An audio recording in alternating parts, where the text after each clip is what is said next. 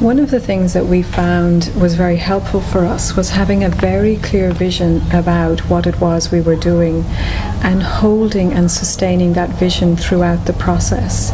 So there were many times along the way where it got quite difficult and there were many challenges, but we were very focused on our belief and the possibility and the vision that people could choose where they live and who they wanted to live with, and it was possible to create better lives and better outcomes for people by supporting them to live in the community setting. So the vision within the work that we were doing was held by some key people who were part of the process, and they were the people generally that were leading on the change, and they were holding the vision of what was possible for each individual. But a lot of work was done with individuals themselves to create a vision of what was possible for their life.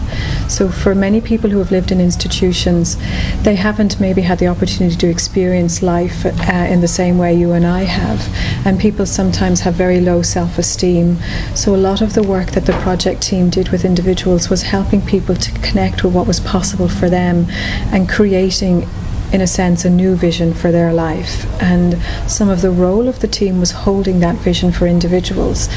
because there were times where that got quite difficult, where family may have a different view to the person, or some of the staff that were supporting them may have had a different view of what was possible.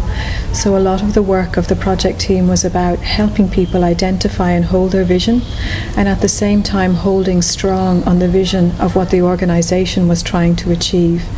Because when it gets difficult, there was a tendency for us to maybe go back to where we were, but we were very clear that we needed to keep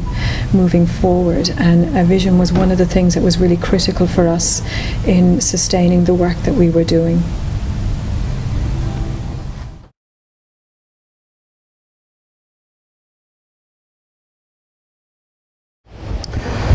So what stood out for me this morning was the thought that you've got to create the opportunities to envision what you believe, and that somebody needs to hold that vision, and it doesn't necessarily, that responsibility doesn't necessarily rest with the individual or an individual. It can be held with a group or with a service provider or a friend or a support worker. What I'm taking from today is the visioning, problem solving, collaboration, and doing a training day on real community linking. This morning, one thing that's really stood out to me was when Aoife was talking about the importance of challenging people's assumptions and beliefs about what's possible, so that for some people to actually see an example of what's possible is really important for them to be able to grasp hold of what